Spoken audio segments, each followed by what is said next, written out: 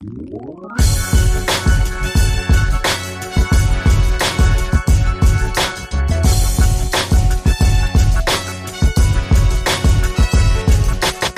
this is Samuel Peralta. And this is Justin Sloan. This is Sarah Nofke. This is M.A. Phipps, and you're listening to 30-minute author interviews with Preston Lay. Woo! Hey guys, before we jump into this week's episode, I want to tell you about two different sponsors that we have. First up is Serial Box. Serial Box delivers exciting episodes of ongoing stories straight to your device every Wednesday. They bring everything that's awesome about TV to what's already cool about books with addicting serials you can take with you on the go. All of their episodes are available in text and audio, and their sleek app makes reading easier than ever. They have a range of titles from gritty urban thrillers to sexy sword-fighting fantasies and everything in between. Season 2 of The Witch Who Came In From the Cold just started up. The Witch Who Came In From the Cold. All the subterfuge of the Americans with a dark dose of magic. Head on over to serialbox.com where you can read and listen to it now. And of course, the first episode of Season 1 is free, so you can check it out there. Serialbox.com, serialbox.com. Our second sponsor this week is the Galactic Satori Chronicles, written by Nick Breaker and Paul E. Hicks. A thirst for revenge sends one man on a deadly journey through the galaxy in this adrenaline-pumping new series. Asher is a young man whose world is turned upside down when he discovers that his fiance's death has been directly caused by an imminent alien invasion. In a desire to better understand humans in order to destroy them, these aliens are projecting their consciousness into unsuspecting men and women, and in the process are learning exactly how to use humanity's own selfishness and greed as weapons against them. Fueled by emotions that the aliens will never understand, Asher bands together with a group of friends. These four MIT co-eds are more than meets the eye and go to battle with those who are intent on destroying our planet. Asher takes the fight from Earth to an alien spaceship and then to the very planet of the enemy trying to destroy them. Galactic Satori Chronicles can be found on Amazon, where Book 1 Earth and Book 2 Kron are only 99 cents. If you'd like to learn more about either one of our sponsors, head on over to Leigendarium.com and check out the show notes. We'll have links to both of our sponsors so you can check them out. Welcome, everybody, to this week's episode of 30-Minute Author Interviews. This week, we are joined by E.M. Whittaker. Thank you for taking time and coming on our podcast. Oh, thank you for having me. Not a problem. We start out each of our episodes here with a segment that we call Two Truths and a Lie. So if you could, do you have two truths and a lie about yourself that you can tell me? And we'll see if I can maybe start a win streak and get yours right. Well, I worked at Amazon for a while. I like spicy food. Okay. And I read autobiographies. Okay. I know you've worked at Amazon before, because I want to get into that with you during the episode. I don't know about the autobiographies or spicy food. Take a guess. Yeah, that's what it's going to be. I'm not much of a nonfiction reader, and I don't know many people that are, but everybody has an opinion on spicy food. I'm going to say that the lie is the autobiographies. Yes and no. Yes and no. Very few autobiographies I'll read, but for the most part I don't read them. Okay. Simply because I'm more of a fiction reader, and I can, digest it a little better than, an autobiography. And most of them are military ones that I found, Okay. So, do you eat spicy food? I only eat buffalo chicken wings. Ah, gotcha. So I can't say I don't eat spicy food. That's true. That is true. Well, for those that might not know who you are or what you do, why don't you kind of tell our listeners who you are and what you do? Oh, okay. My name is Ian Whittaker, and I am a paranormal / urban fantasy author. My first book is Turbulence in the Renegade Saga, which I released in December of 2016. I am also published with J. Ellington Ashton Press, who, for the most part, write horror fiction stories, but they had a imprint for urban fantasy horror kind of things, so I submit short stories for them as well every once in a while. So is your book Turbulence put out by them, or is that one that you put out on your own? That is self-published. Okay. Because I found I wanted more control over the editing, the cover art, which is pretty impressive. And I write faster than what a traditional or small press publishing house can do in terms of editing and stuff like that. They're always busy with so many other clients that I don't want to feel like I'm taking away from other people. And because of that sort of thing, I also am starting on developmental editing in a month or two, where I give feedback to people who need help structuring their stories or outlining, looking for those little nuances that maybe others have missed, like character creation or plot development, timing issues. I've been doing that on the side for several other people who have asked for advice, so I feel confident enough now to be able to offer the service to people. Oh, okay. Sounds good. I did not know that. So when did you start writing in your life? Is this something you've always been interested in, or did you pick it up later on in life? I pretty much started writing when I was a kid. The other day, my mom said she found a story, Batman versus Power Rangers. Yeah, seriously. Nice. Yeah, I started with fan fiction until I was about 22, when I started creating 200-page stories, and half of them were my own characters. And I'm like, all right, maybe I should move away from fan fiction, because in fan fiction, you cannot have original characters with the so-called characters in the fandom. It's a big no-no. Right. So it took me about 4 to 5 years to create this entire universe that I'm now finally getting to write. And it got convoluted. Like, I had 24 main characters, and you can't have 24 main characters in a story. Right. It's not like an anime, you know? So what kind of fan fiction did you like to write when you were younger? I wrote Phoenix Wright for a while, and then I did Gravitation, which is a yaoi anime, but I did not do the graphic stuff. It's more about the relationships with people than graphic, porn things. I don't write porn. Right. I just don't do it. Mm-hmm. I also did role-playing games, depending on what I liked. Oh, okay. I think some of the older stuff is still under my real name, which is Elizabeth Whittaker, under fanfiction.net. But I haven't updated it in years, so it may be deleted now. Oh, okay. Do you remember your Batman versus Power Rangers fan fiction? Do you remember writing that one? I remember part of it. All I know is that she said the only criticism was that I used the word love too much. So from the beginning, because my mom wants to be a published writer, she's written all these stories, but she's yet to find a publisher to take them on. We have had discussions like crutch words and, setting up structures and writing things that are out of the norm, because we kept seeing the same stuff on television. Like, okay, werewolves, vampires, we get it. They're supernatural. I wanted to see something different. Just because I'm curious, what happens in Batman versus the Power Rangers? I don't remember that bit. I was 10 years old. Okay, I was gotcha. 10. I think it was just them fighting to save the world, because my mom's a big Batman fan, and she really hated when Power Rangers came on the TV. She didn't like it after a while. She's like, oh, it's 4:30. Dang it. So is the Power Rangers the original Power Rangers when it first came out? Yeah. Okay. Yeah. I remember watching that. Me and my friend alternated houses each week, and one week we watched it at his house, and one week we watched it at mine. I mean, I'm looking forward to seeing the new Power Rangers to see how they made it gritty.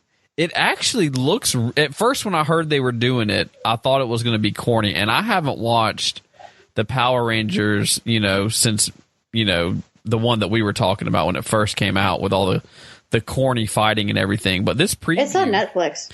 Oh, is it really? Yeah, it's on Netflix. I'm going to go back and watch them. I didn't know it was on Netflix. But the new one actually looks really good. I showed my wife the previews, and she's like, I might actually want to see that one in theaters. I was like, yeah, it doesn't look half bad. No, it really doesn't. So, yeah, I'm kind of surprised by that one.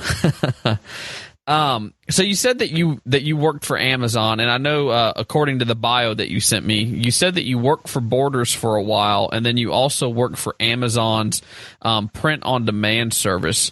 What kind of things did you learn working those jobs that have helped you in your writing career? At Borders, I sold books, and what our manager did was she hired people based on what they read, so she had a well-rounded store. Okay. So that way, whenever she paired somebody to work with someone else, it was with somebody who read the opposite genres. So we could help the customers, the entire way. Makes sense.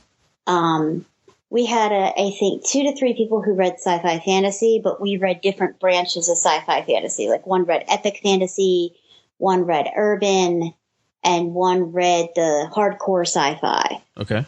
And then we had somebody who did the military autobiographies, the military history, chick lit, that sort of thing.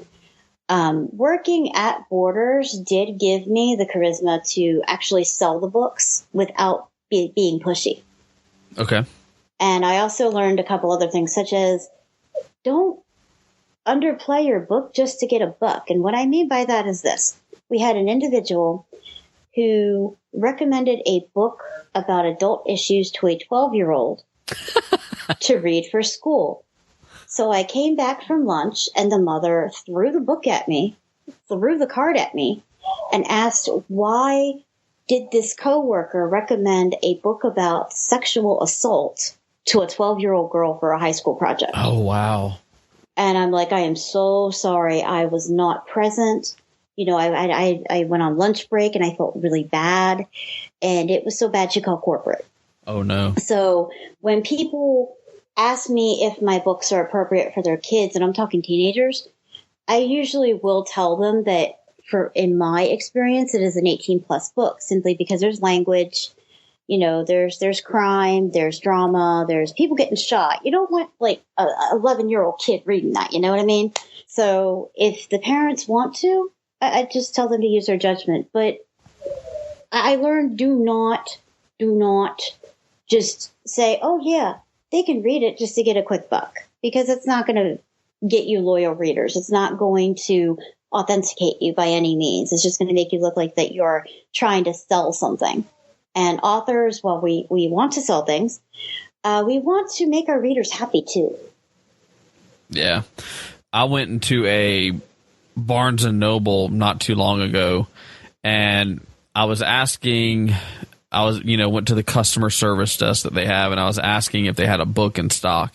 And this guy came up and asked the other person working there, basically told the employee, I want something that's like science fiction fantasy, something I can read over the weekend. I don't necessarily want it to be in a series. What do you got? And she said, oh, our best sellers are up front, and she walked off with him. So I got the book I was going in there for. I'm walking up to the front, and she was finishing up with the customer, and she had handed him the book for Hidden Figures.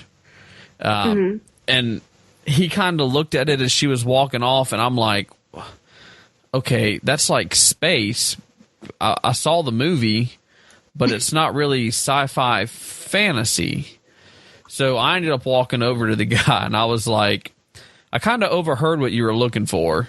That's a nonfiction story about NASA. Oh, dear. But here is I was like, this book just came out. This is science fiction. And then me and him end up going to the fantasy section and talking for about 10, 15 minutes about books that we liked and stuff that we thought each other would like. And I think he ended up buying a couple of my recommendations, but didn't buy what they recommended. So yeah, Well, that's what we try to do at Borders as well, to have a pleasant conversation and pair people with others that read the same kind of things. And then to go back to your question about Amazon, working in the print-on-demand department, I did not get to work with the software. I got to work with making the actual books. So cutting the paper and doing the laminator machine, which we all hated the laminators. They jammed 6 to 7 times a night. Because you got the 6x9s, and then you got the bigger size. So whichever one jams, you got to use the backup of the other one. And then because everything is paired by a certain ASIN number, if they don't match, that could jam up the machine. The same with the Borg machines, which are the binders. Depended on the paper. If you had white paper and it's supposed to be cream, it will notice based on the barcode. Those things jammed all the time too. So we basically worked with cutting the paper, laminating the covers, binding them all together, and then we checked everything to make sure there wasn't binding issues, ripped pages, dog ears, things that would make the book defective. So let's talk about your series that you're writing right now. It's called the Renegade Saga, and as you said, Turbulence came out in December. Why don't you kind of give our listeners, the non-spoiler book blurb on what that series is about? Oh dear, non-spoiler. It's all going to be spoiler regardless. But when I came up with the Renegade Saga, I was looking for something that wasn't out in urban fantasy. Ironically, I came from epic fantasy and other fantasy. And the one thing I noticed was the main characters are always paired together. They're always making out, even if they hate each other's guts. And I'm like, I don't want this in my story. I want a story where it focuses on the important things in life, like relationships and, going through all those bumpy rides, being around other people and facing disabilities and facing those problematic issues that can be mundane or they can be, crisis. But the basic blurb of the book is it is about a genetically mutated cat girl shifter who is just trying to find her way through life while being hunted down by everybody else. Right. And her whole goal is to show her friends, her family, and her new coworkers who don't like her that she has the sass, the balls, and the determination to be able to maintain her job, to be able to do her dreams, and to not be dependent on anybody. And the theme throughout the book, as she's going through all this stuff with her partner, who's kind of the antagonist, but he can be the good guy, he switches between the two, is to make people realize this, because you see her friends and her family constantly get in her way. And it's something I don't really see in most books. You see where they go on this epic quest, they get, how do I word this? They're encouraged to do this stuff. Mm-hmm. And you don't see when people coddle other people. You don't see when the underdog tries to do something and they're blocked by everything under the sun. You know what I mean? And so I wanted a series that focused on somebody that people could relate to. And that took a very long time for me to do. Okay. And your main character in there, she also she used to kind of do street racing. She still does. On occasion when people don't screw up things. All she wants to do is get back into what she did, and everything else kind of convolutes it. Did you have to do any kind of special research into street racing for this series? I did. And then I had to research other things because she's an apothecarian. Mm-hmm. She works with poisons and medicine. I kind of made her character at first as a joke because I went through a lot of medical things and nobody could tell me what was wrong. Oh, well, you have this. Oh, well, you have to get all this testing. But we didn't find anything, so we still don't know what's wrong. So over time, I'm just like, you know what? The heck with it. I got to vent somehow. So that's kind of how this came about. And then the other one was we had a discussion at home a very, very long time ago. And one of the questions was, what would you do if certain aspects of technology and certain aspects of the medical system were taken away from you?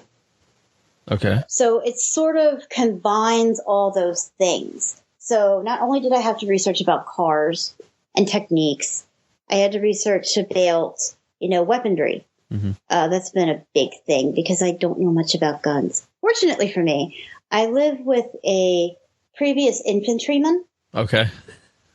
So I kind of get that, but I tend to research everything because readers, the feedback I've gotten from readers is they know the difference between something that is completely made up and ridiculous versus something that's semi-ridiculous, but there's enough research to justify it being there. Gotcha. What genre or what genres does this series fit into? It fits into urban fantasy with a little bit of thriller, a little bit of dark fantasy, and paranormal. It would be good for those who like Laurel K. Hamilton, and for those who are into shifters and magic and magey kind of things. Okay. I would also say it kind of resembles the Dresden Files. I've gotten that comparison as well. Okay. So have you always been interested in this genre? Was this something that was urban fantasy something you read growing up? Yes and no. I've read a couple of them, but mostly the urban fantasy that I saw, and I didn't realize what it was on TV. Like Buffy, Angel, certain other shows on TV like Arrow. I think Arrow would fall into that because it's got the city kind of thing and a little bit of the superhero thing going on. But I've always read comic books. So I didn't know it was urban fantasy or, urban street things. I just knew it was comic books and they had supernatural powers and they were really cool. And then reading fantasy books like, I've read Terry Goodkind. I've read Scott Lynch. I've read Karen Miller, just a recent thing, and Melanie Ron. So I've read quite a few different genres, and Brian Lumley is like a supernatural horror sort of deal. So I was a well-rounded reader as a kid. So I wouldn't say I fall into one certain genre. I just picked what I liked and wrote it. My wife's a big Terry Goodkind fan. She loves Terry Goodkind. Scott Lynch is the Lies of Locke Lamore, right? Yes, okay, that is one of my favorite series of recent authors. Gotcha. So Turbulence is book 1 and it's out now. When does book 2 come out, and what is the title of that book going to be? Book 2 is called Drift, and it has a double connotation there. Drift is also a racing term like turbulence. Turbulence fit the title perfectly for how the first book went.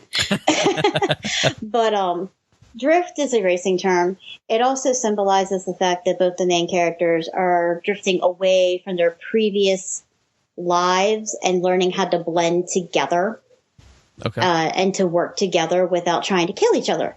Because in the first book, they're on opposite sides of the law. You got Travis, who is this, he was a lead detective, and then he became an assassin due to unforeseen circumstances. And then you have Avier, who her very existence, because, she's a shifter, and in the world itself, shifters and mages are hunted upon. They have bounties on them. So both of them are kind of not supposed to be there, but he hid behind law enforcement, where she became this mafia mistress. Her husband did gambling. They ran a pharmaceutical company, stuff like that. So you got these people on the opposite side of the law. They're literally at each other's throats all the time. And in the second book, they have to learn to work together. And I try to throw a little bit of humor in there. So that way it's not just, oh, it's the same thing over and over and over. Because let's face it, life's full of little nuances that they throw you curveballs. And that's what makes them funny. So how many books do you see being in the Renegade Saga series? 5 books total. Mm-hmm. I have 4 of them drafted on outline. The 5th one I have yet to do, simply because I don't want to give myself more work redoing it. I'm finding that as I go through the second book, it happened in the second book, actually. When I did the first draft of it, I had to go back and change the first book, simply because one character developed more than the rest of them, and I had to correlate it with book 1 before getting into book 2. And then there will be a couple standalone stories based on feedback from beta readers and the little bit of people that have read this book so far. So probably about 5 standalone books, like origin stories. Oh, okay. What's your release schedule like for 2017? What can your readers look forward to? I am trying to do Drift within May to June at the very latest. We had some hiccups releasing Turbulence between everybody getting sick at the same time. So I want to give a little bit of a buffer at the moment. And then I want to have a standalone book probably between late September to October, and book 3 near or before Christmas. Because when I released on Christmas last year, it didn't really do well because everybody spent their money on Christmassy stuff. And I also heard that you're going to be in several anthologies this year. Can you tell us what anthologies you're going to be in and what your stories are kind of about? I only am allowed to talk about 3 of them right now because some of them are under a non-disclosure agreement with the publishing house. The first one is called Nocturnal Nightmares, and that was back when I wrote in first person. I was experimenting with my writing style, and it goes into Travis's backstory, and I was not pleased with it, simply because I only had a 5,000-word minimum, and I can't effectively write a main person's backstory in 5,000 words. So it gave me the outline towards the standalone I want to promote this year, which is called Injustice, where it goes into why he turned into an assassin versus staying as a law-abiding citizen. Mm-hmm. The second one is called Soul Stealer, The Dark Mistress's Enigma, and that is in an anthology called Black Magic Massacre, also with JEA Press, the initials for J. Ellington Ashton Press. And that goes into a villain in the Renegade Saga called Eileen Fraser. Basically, she works for the Mage organization. She has lost her identity and her memories, and they're reawakened by a demonic symbionite that is within her.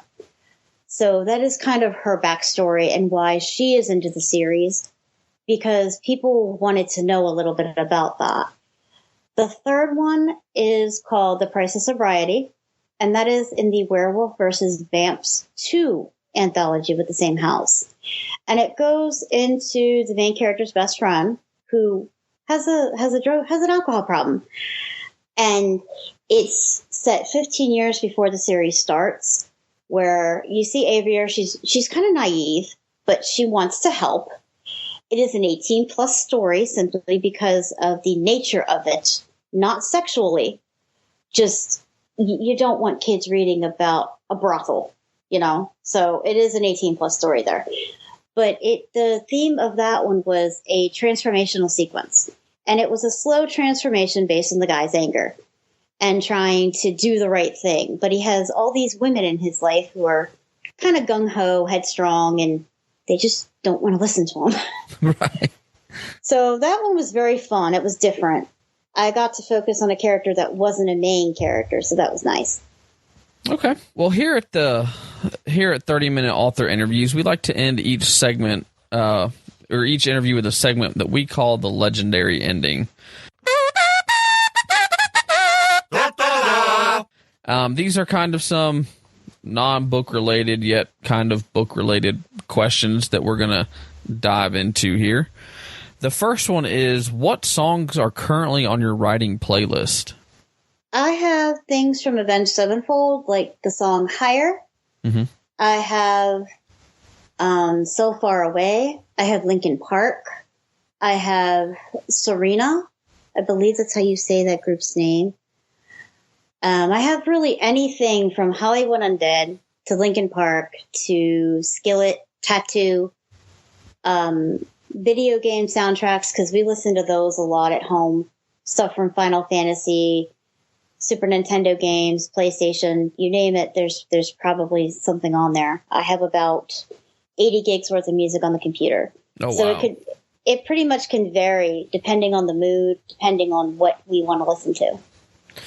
I've heard a lot recently about authors listening to video game soundtracks, and also certain movie soundtracks like Pacific Rim. I'm definitely going to have to check some of these soundtracks out. Well, the soundtracks, the reason that I listen to those is because they don't have singing or words. And when you play video games, the music impacts the mood. Mm-hmm. I mean, it's very poignant. Yeah. So, I mean, there's certain tracks I keep on my playlist, and then there's certain ones that are like, But I've been finding myself listening to remixes. Like, my favorite video game series of all time is Lufia, which is a Super Nintendo series. And they did a remake called, I think, Bolas Void Island, and it's beautiful. They don't really make money off this. It's just for the fans. But you can find a lot of remixed stuff for video games on ocremix.org, which is completely free. And they have torrents. Because they do not charge for them, because they're not pirated and made by fans, they're completely free and legal to download. Okay. I might have to look into some of those. If you were stuck in a zombie apocalypse, which one of your book characters would you want to be stuck with, and why? I don't think I would want to be stuck with any of them, to be honest with you. Because they're very high-strung and they all have some sort of alpha personality. In some way, shape, or form. So, in real life, I wouldn't do well because I'm physically disabled. So you've got these people that they've got guns, they've got magic, they can shift into creatures, and I'm just me. Oh, I'm smart, but I can't run very fast. Oh, well, I know how to do this, but I can't shoot a gun worth crap, you know? So I'd probably die. I believe that is a first here on 30-Minute Author Interviews. I don't think I've had somebody say none of them. That is funny. Well, I write people that I love them personally, but I'm not as strong as those people. If you were stuck in a zombie apocalypse, but you could choose any character from any kind of media source, books, comics, video games, movies, whatever, who would you want to be stuck with and why? That is, I'd have to give that some thought. Because there's so many. There are. Probably Batman, though. Okay. Because he's the smartest person. Uh-huh. I mean, you see him do these feats out of nothing. And if you read Justice League or any of the stuff he's in, it's really dark, it's gritty. And yet he still manages to get the superheroes with just being smart and building himself up. Like, he doesn't have any superpowers. That's the thing. Right. Have you seen the new Lego Batman? No, I have not. Oh, I liked it. My wife didn't care for it, but there's my new favorite Batman line is when he's flying back into his bat cave. He has to give a voice password, and they say, you know, what's the password? His password, he goes, Iron Man sucks. That's my new favorite Batman line is Iron Man sucks. I thought that was pretty funny. I do like Iron Man, though. I do too. He's like Marvel's Batman in the philanthropy department. Yeah, he really is. Both. The only thing that that really bugs me about him is that he keeps giving the criminals his address.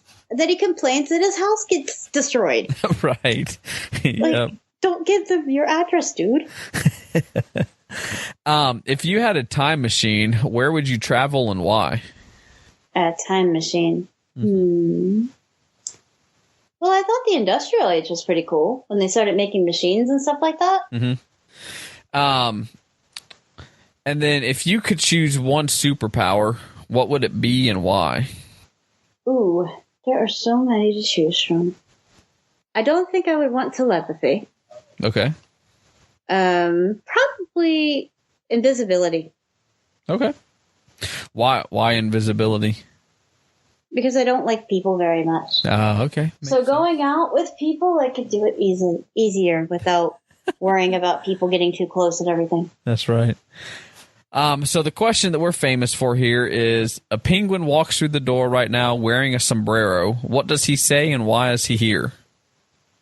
This totally reminds me of a fanfic I did, actually, which is when I saw the question, I was laughing. I had a fanfic story called The Penguin Slayer. Okay. Where he hallucinated and he had penguins in tuxedos. So that's what I was picturing when I saw that question in the email. For the sombrero, he probably had me a taco. Okay. Because I like tacos. That works. And then before we leave, do you have any advice, whether it be for writing or for life, that you would like to share with the listeners?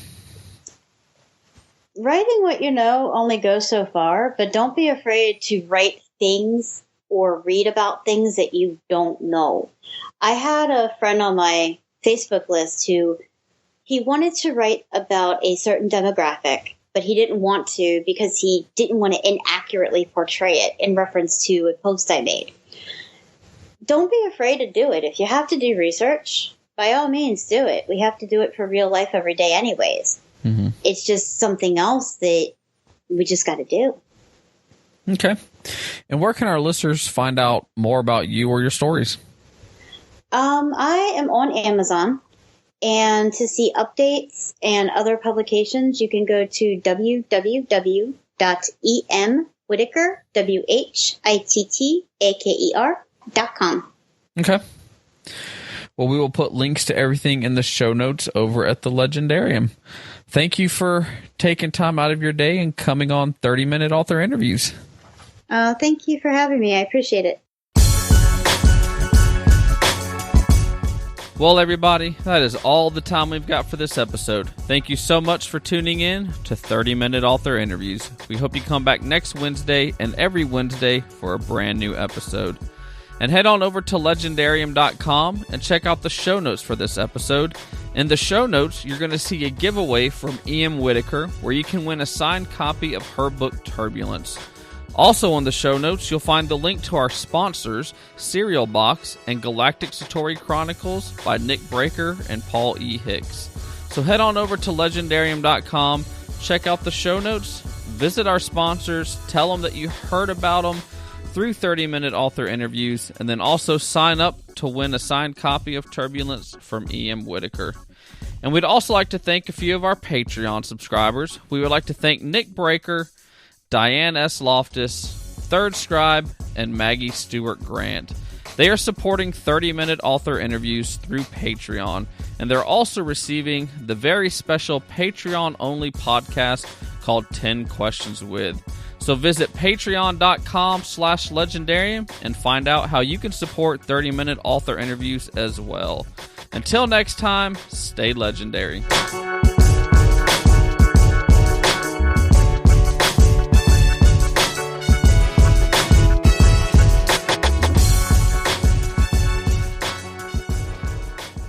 The Leigendarium 30-minute author interviews. I almost had it in one take.